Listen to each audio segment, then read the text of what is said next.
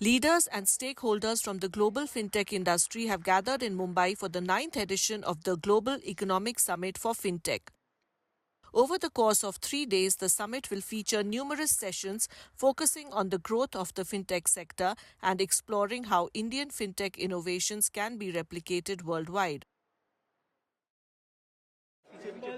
Among those who graced the inaugural day of the event on Thursday was Maharashtra's Industry Minister Uday Samant. ये जो exhibition है वो महाराष्ट्र के लिए, देश के लिए बहुत बड़ा एग्जीबिशन है।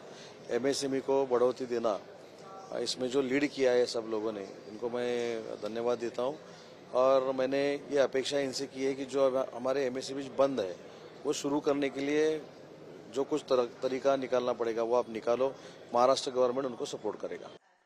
Prominent fintech leaders from India are participating in the event. They shared their thoughts on how to take the industry forward.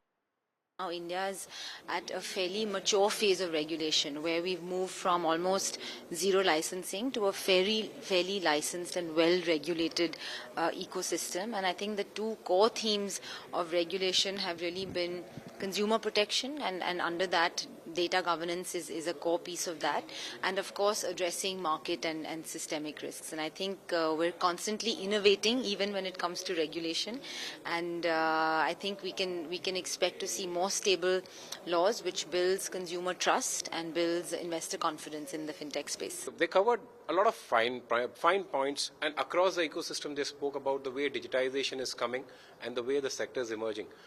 I like the inputs from one lady from Africa. She said that what France has done, or Champagne for France is, that's digital lending for India, and it's seriously well said. The sector looks to be big, and thanks to organizations like World Trade Center, bringing in so many delegates from across the world and in India. Where the government is supporting and where the policies are, we will definitely supersede everybody and we will be the best and the first global player.